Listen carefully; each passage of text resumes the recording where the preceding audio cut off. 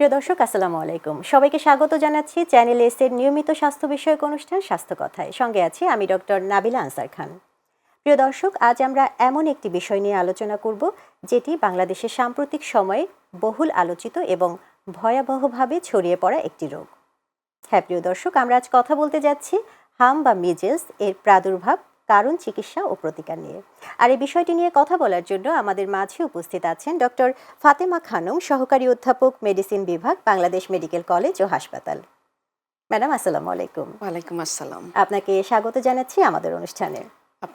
আপনাকে অসংখ্য ধন্যবাদ আমাকে স্টুডিওতে আমন্ত্রণ জানানোর জন্য।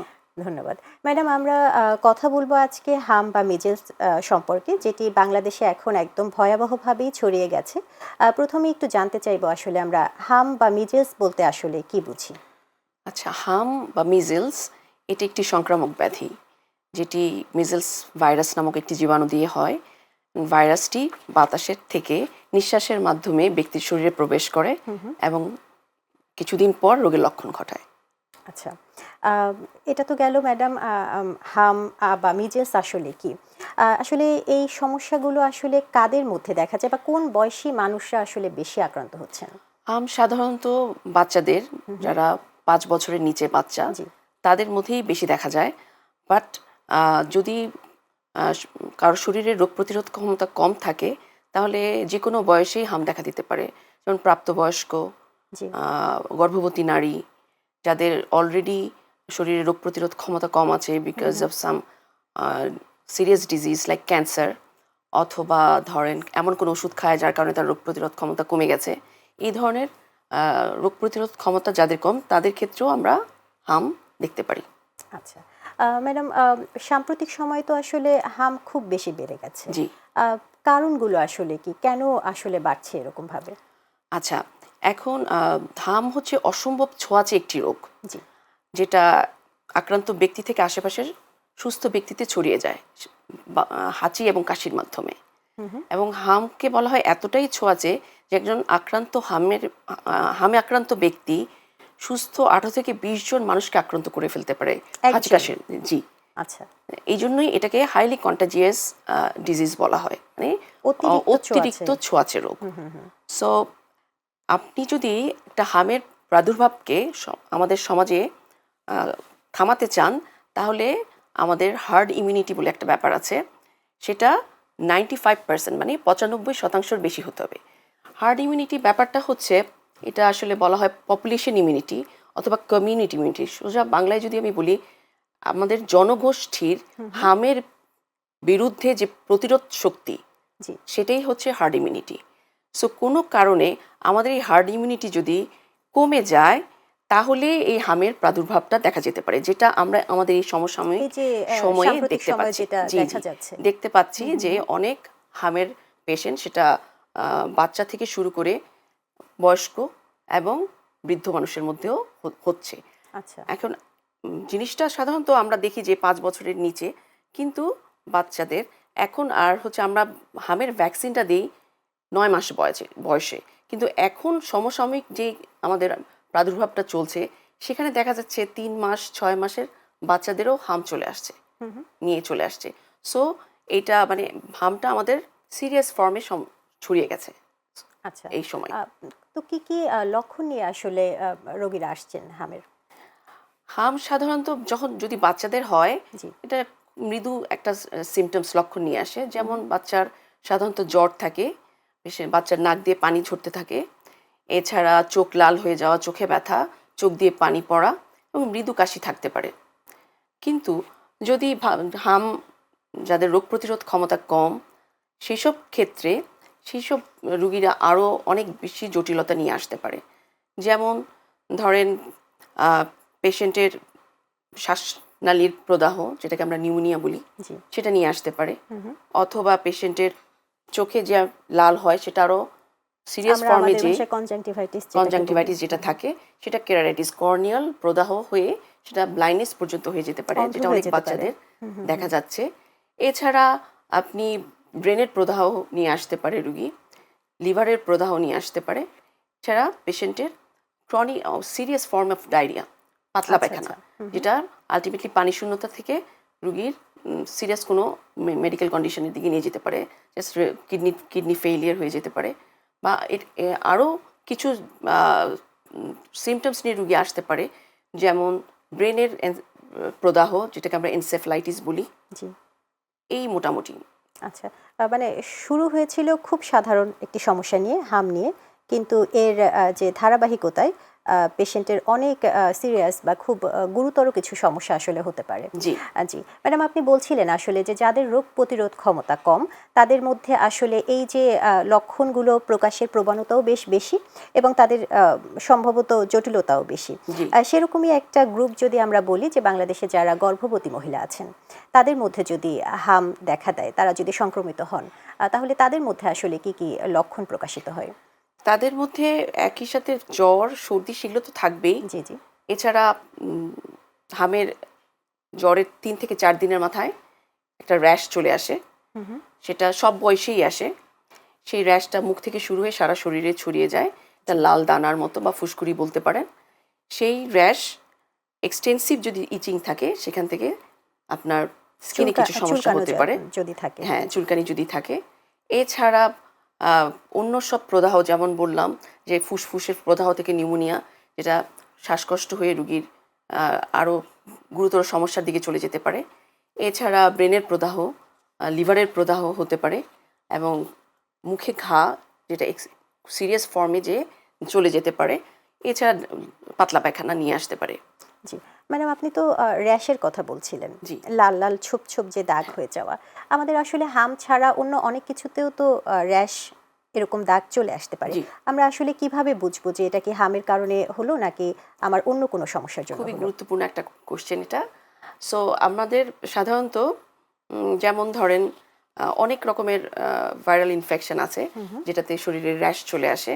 তো এর মধ্যে হামের যে র্যাশটা, সেটা সাধারণত জ্বরের ৩ থেকে ৪ দিনের মাথায় আসে, আচ্ছা এবং এটা ফেস থেকে শুরু হবে, মুখ থেকে শুরু হয়ে সারা শরীরে ছড়িয়ে পড়বে। আচ্ছা। আরেকটা যেটা হামের, যেটা দেখে আমরা বুঝি, মুখের ভিতরে হামের রুগীর সাধারণত কিছু স্পট পাওয়া যায়, লবণের দানার মতো সাদা কিছু স্পট, যেটাকে আমরা মেডিকেলের ভাষায় কপ্লিক স্পট বলি। আচ্ছা। এই কপ্লিক স্পট যদি আমরা পেয়ে যাই, আমরা ধরে নিই যে পেশেন্টের হাম হয়েছে। এটা একদম মোটামুটি আমরা শিওর হয়েই বলতে পারি যে পেশেন্টের হাম হয়েছে। এই র্যাশের মতোই আরেকটা র্যাশ হামের মতোই প্রেজেন্ট করে, সেটা হচ্ছে রুবেলা, যেটাকে আমরা জার্মান মিজেলস বলে থাকি। আচ্ছা। হামকে যেমন আমরা মিজেলস বলি, যেহেতু হামের কাছাকাছি, এটাকে জার্মান মিজেলস বা রুবেলা বলা হয়। আচ্ছা। তো এই র্যাশটাও বডিতে এভাবেই আসতে পারে, বাট রুবেলার ক্ষেত্রে আপনার র্যাশের প্রকোপটা একটু কম থাকে। সাধারণত জ্বরের 6 থেকে 7 দিনের মাথায় এসে 2-3 দিনেই চলে যায়। কিন্তু মিজেলসে যে বা হামে যে র্যাশটা হয়, সেটা সাধারণত 7-8 দিন থাকে, এরপরে আস্তে আস্তে ফেড হয়ে যায়, এবং পুরোপুরি ভালো হতে হয়তো 10 থেকে 12 দিন লাগতে পারে। আচ্ছা, এই তো গেল ম্যাডাম আমরা লক্ষণগুলো সম্পর্কে জানলাম। কেউ যদি চিকিৎসা না নেয় বা চিকিৎসা নিতে দেরি করে, জটিলতা আসলে কি কি হতে পারে?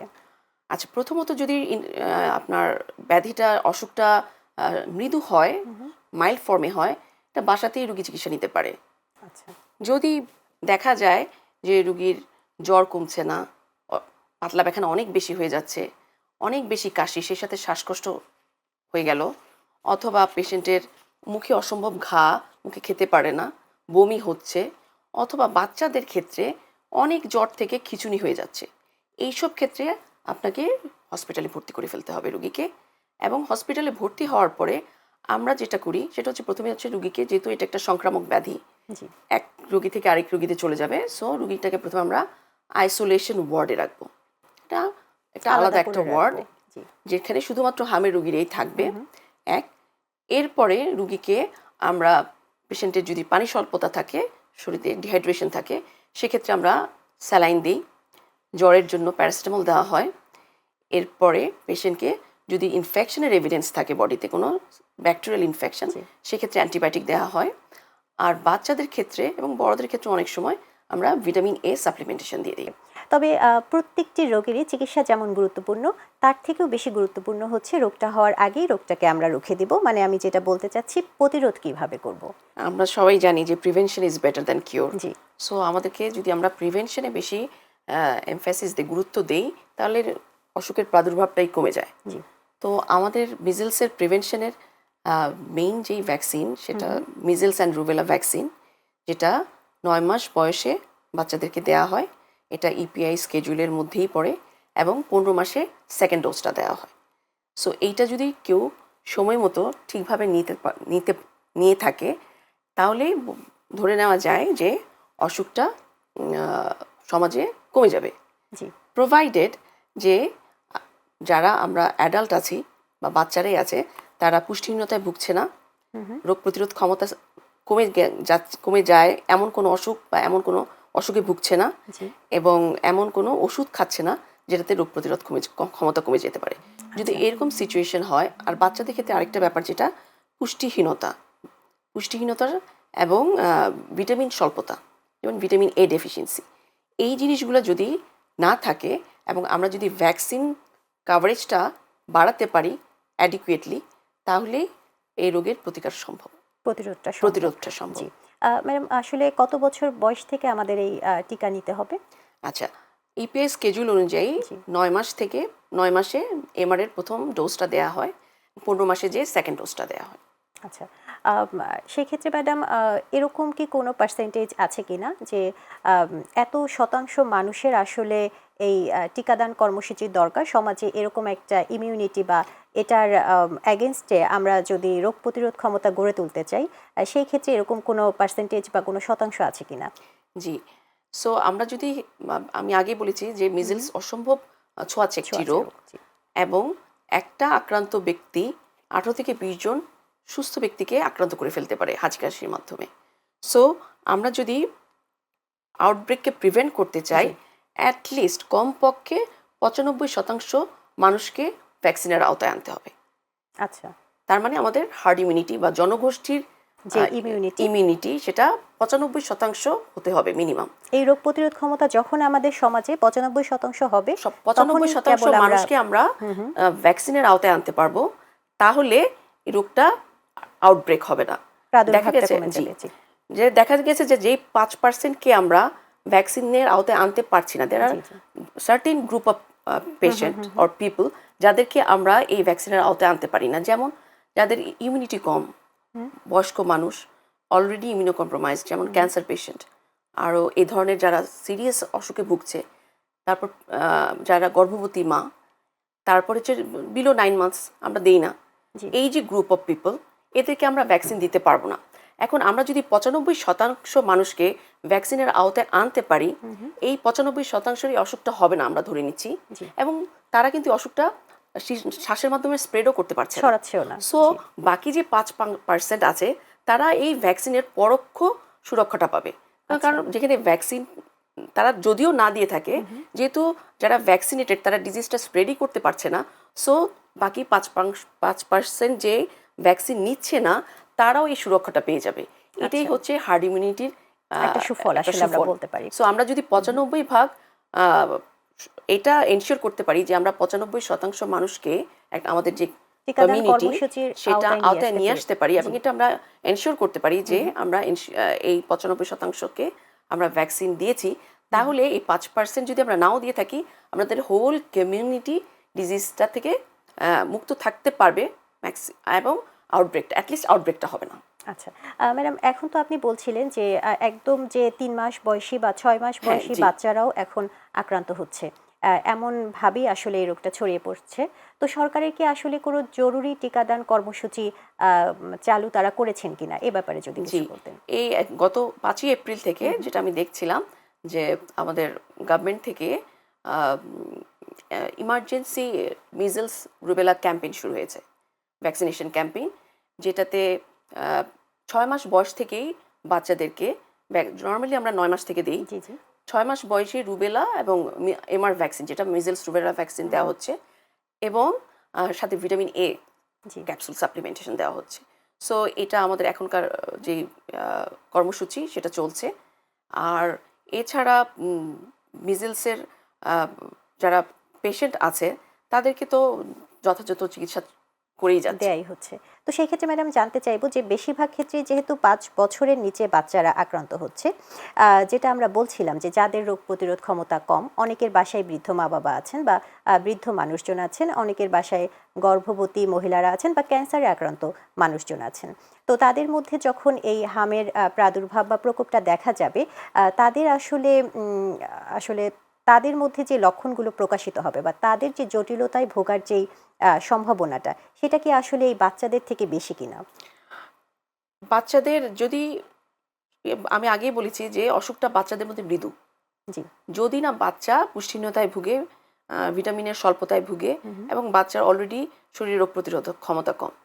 কিন্তু বড়দের ক্ষেত্রে যদি মিজলস হয় তাহলে ধরেই নিতে হবে তার রোগ প্রতিরোধ ক্ষমতা কম, বিকজ এটা হুম, হুম। বড়দের অসুখ না। আচ্ছা, আচ্ছা। সো বা বড় সেটা প্রাপ্তবয়স্কই হোক, যার অলরেডি রোগ প্রতিরোধ ক্ষমতা কম তারই হোক বা একজন গর্ভবতী নারী হোক, সো ধরেই নিতে হবে তার রোগ প্রতিরোধ ক্ষমতা কম। আর যখনই রোগ প্রতিরোধ ক্ষমতা কারো কম থাকে অসুখটার জটিলতা বেশি হবে, এটাই আচ্ছা। ধরে নেওয়া হয়। এর হুম, মধ্যে হুম। আমি একটা গ্রুপের কথা বলতে চাই, সেটা হচ্ছে গর্ভবতী নারী যারা। হুম, হুম, হুম। তাদের ক্ষেত্রে মিজেলসের জটিলতা তো ডেভেলপ করতেই পারে, কিন্তু আহ, বাচ্চা কোনো জন্মগত ত্রুটি নিয়ে আসে না। আচ্ছা। যেটা আমাদের মিজেলসের সাথে ভ্যাকসিনের সাথে যে রুবেলা হুম, হুম, হুম। ভ্যাকসিনটা আছে দেওয়া হয়, রুবেলা যেটা জার্মান মিজেলস, সে ক্ষেত্রে কিন্তু গর্ভবতী মা যদি রুবেলাতে আক্রান্ত হয়, বাচ্চা কিন্তু বিভিন্ন জন্মগত ত্রুটি নিয়ে জন্মগ্রহণ করতে পারে। জি, জি। এর মধ্যে হার্টে ফুটা, চোখের সমস্যা হুম, যেমন হুম, হুম, চোখে হুম। ছানি, চোখের প্রেশার বেশি, তারপরে হচ্ছে মেন্টাল রিটার্ডেশন, যেটা বাচ্চার বুদ্ধি ঠিকমতো ডেভেলপ না করা, এই সমস্যাগুলো নিয়ে আসতে পারে। তো যদি হাম হয় কোনো গর্ভবতী মহিলার, তাহলে কি তার গর্ভপাতের কোনো সম্ভাবনা আছে কিনা? হামের জন্য গর্ভপাতের সম্ভাবনা নেই, হুম, বাট হুম। রুগীর যদি অনেক বেশি জ্বর থাকে, বেশি জ্বরে কিন্তু গর্ভপাত হয়ে যেতে পারে। আচ্ছা। এটা মানে একটা, এটা আসলে সরাসরি হামের হ্যাঁ, সাথে যে কোনো সম্পর্কযুক্ত না? ইনফেকশন বা যে কোনো হুম, হুম, হুম। জ্বরের কারণেই আপনার যদি তীব্র জ্বর হয়, সেক্ষেত্রে বাচ্চার গর্ভপাত হয়ে যেতে পারে প্রথম ৩ মাসের মধ্যে। আচ্ছা। ম্যাডাম আরেকটা যেটা আমরা শুনতে চাই যে আমাদের এ ধরনের ইনফেকশাস কোনো আ রোগ যদি হয় আমাদের, তাহলে আমরা জানতে চাই যে এটা কি আমার সারা জীবনে শুধু একবারই হবে নাকি হচ্ছে বারবার হওয়ার সম্ভাবনা থাকে? আচ্ছা, ছোটবেলায় যদি কারো হাম হয় জি। বা রুবেলা বা আমাদের এখন যেমন জলবসন চিকেন পক্স চলছে, এগুলো সাধারণত একবার যদি হয় হুম, হুম। সারা জীবনে আর হওয়ার কথা না। আচ্ছা। মানে একটা ইনফেকশনই আপনাকে সারা জীবন ইমিউনিটি প্রোটেকশন দিবে। দেওয়ার কথা। কিন্তু কোনো কারণে যদি আপনার শরীরের রোগ প্রতিরোধ ক্ষমতা কমে যায়, হুম, হুম। তাহলে কিন্তু আপনার অসুখটা আবারও হতে পারে। যার কারণে আচ্ছা। দেখেন এই যে আমাদের অ্যাডাল্ট গ্রুপ অ্যাফেক্টেড হয়ে যাচ্ছে হুম, হুম, হুম। হামে, তাদের কিন্তু হওয়ার কথা না যদি ছোটবেলায় হয়ে থাকে, কিন্তু আচ্ছা। হয়ে যাচ্ছে। সো শরীরে যদি রোগ প্রতিরোধ ক্ষমতা কমে যায় কোনো কারণে, তাহলে কিন্তু আমাদের আবারও হতে আবারও পারে। হতে পারে। এখন রোগ প্রতিরোধ ক্ষমতা আমাদের কমার কারণটা কি? হুম, হুম, হুম। এটা একটা হচ্ছে, প্রথম কথা হচ্ছে পুষ্টিহীনতা। হুম। আপনি যদি পর্যাপ্ত পরিমাণে মাছ, মাংস, ডিম না খান, হুম। কারণ হচ্ছে আমাদের শরীরে রোগ প্রতিরোধ ক্ষমতা আসে অ্যান্টিবডি থেকে। জি। এটা এক ধরনের প্রোটিন। সো আপনি যদি প্রোটিন ঠিকভাবে না খান, অ্যান্টিবডি প্রোডাকশনটা ঠিকমতো বডিতে হবে না। সো আপনার কিন্তু রোগ প্রতিরোধ ক্ষমতা কম থাকবে। আরেকটা যেটা, সেটা হচ্ছে ফিজিক্যাল অ্যাক্টিভিটি। হুম, হুম, হুম। আমাদের ডেইলি ফিজিক্যাল অ্যাক্টিভিটি বা ফিজিক্যাল এক্সারসাইজ যেটাই বলেন। এখন কিন্তু খুব প্রাসঙ্গিক বোধহয় এই জি। এই কথাটা। সো কারণ আমরা এখন একদম আপনি যদি সেডেন্টারি একটা সুস্থ লাইফস্টাইলে জীবন অভ্যস্ত। যাপন করতে চান, হুম, হুম। তাহলে আপনার ডায়েট এবং ফিজিক্যাল অ্যাক্টিভিটি এবং স্লিপ জি। যদি ঘুমটা সো এইটা দরকার। যদি আপনি ঠিকভাবে মেনটেন করতে পারেন, তাহলে রোগ প্রতিরোধ ক্ষমতা কমার কথা না, আনলেস ওই মানুষটার কোনো অন্য অসুখ আছে কোনো বা এমন কোনো ওষুধ রোগ আছে। খাচ্ছে, যেমন হুম, হুম। স্টেরয়েড আমাদের হুম, হুম, হুম। র্যান্ডমলি আমরা মেডিকেল ইউজ করি মেডিসিনে। সো এরকম যে লং স্ট্যান্ডিং ধরে যদি কেউ ওষুধ খেতে থাকে, সেই সব মানুষের কথা আলাদা। তা এই যে ২টা জিনিস যদি না থাকে, তাহলে তার রোগ প্রতিরোধ ক্ষমতা কমার কমার কথা কথা না। না। জি ম্যাডাম, প্রাসঙ্গিকভাবে একটু জানতে চাইবো তাহলে, আ কোনো একটি শিশু তার রোগ প্রতিরোধ ক্ষমতা ভালো। সে সময় মতো আসলে ভ্যাকসিন বা টিকাও নিয়েছে। আ তার মায়ের যদি প্রশ্ন থাকে যে তাহলে কি আমার বাচ্চাটা সারা জীবনের জন্য ইমিউন কিনা বা তার রোগ প্রতিরোধ ক্ষমতা জন্মেছে কিনা, যে আমরা কি এটাকে নিশ্চিতভাবে বলতে পারি কিনা যে তার আর আসলে হার্ম হওয়ার সম্ভাবনা নেই? প্রথম কথা হচ্ছে, ইনফেকশনের পরে হু, হু। বডিতে অ্যান্টিবডি ডেভেলপ করে। জি। সেটা আপনি ব্লাড টেস্টের মাধ্যমে দেখতে পারেন। সো আপনি বলতে পারেন যে যদি তার শরীরের রোগ প্রতিরোধ ক্ষমতা ঠিক থাকে তাহলে অসুখটা আর হবে না, কিন্তু এটা গ্যারান্টি দিয়ে বলা যাবে না আসলে। আচ্ছা আচ্ছা। এটা ওই ওই বাচ্চাটা বড় হয়ে কি অসুখ হবে বা অন্য কোনো সিচুয়েশন হবে কিনা যার কারণে তার রোগ প্রতিরোধ ক্ষমতা কমে যায়, তো ওইটার উপর ডিপেন্ড করে আসলে অসুখটা হবে কি হবে না নির্ধারণ করা হবে। জি। কিন্তু সাধারণত বলা হয় যে একবার যদি অসুখ হয়, মেজেলস বা রুবেলা, সাধারণত সারা জীবনের জন্য সে রোগীটা ইমিউনিটি ডেভেলপ করে যায়, রোগ প্রতিরোধ ক্ষমতা জি। ডেভেলপ করে যায়।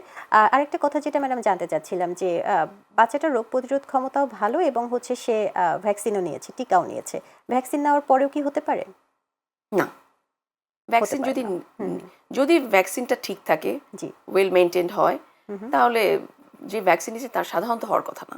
আর যদি হয় তাহলে বুঝতে হবে তার শরীরে ঘাটতি মানে রোগ প্রতিরোধ অ্যান্টিবডির ক্ষমতা যথেষ্ট কোনোভাবে ঘাটতি আছে। হচ্ছে কমে গেছে। জি জি। আমরা ধরে নেই যে তাহলে 95% আমরা যেটা বললাম হার্ড ইমিউনিটি যদি 95% হয় তাহলে আউটব্রেকটা হবে না।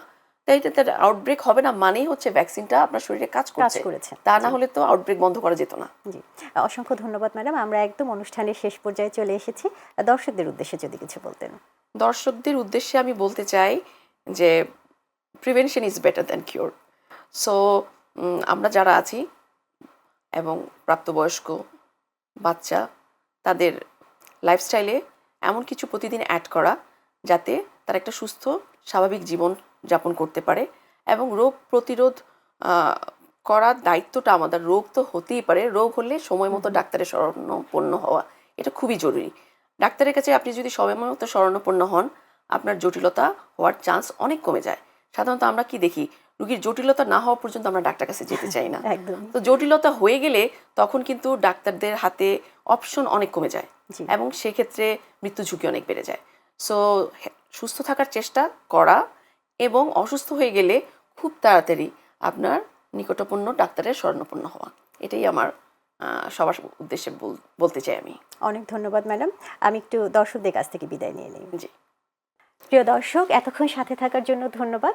আমরা অনুষ্ঠান শেষ করব, তবে এর আগে বলতে চাই হাম কিন্তু একটি প্রতিরোধযোগ্য রোগ, তবে অবহেলা করলে এটি মারাত্মক হতে পারে, বিশেষ করে শিশুদের জন্য। তাই সচেতনতা, সঠিক চিকিৎসা, টিকাদান এগুলোই আমাদের প্রধান অস্ত্র। সবাই ভালো থাকবেন, সুস্থ থাকবেন, আর হ্যাঁ, চ্যানেল এসের সঙ্গেই থাকবেন। আল্লাহ হাফেজ।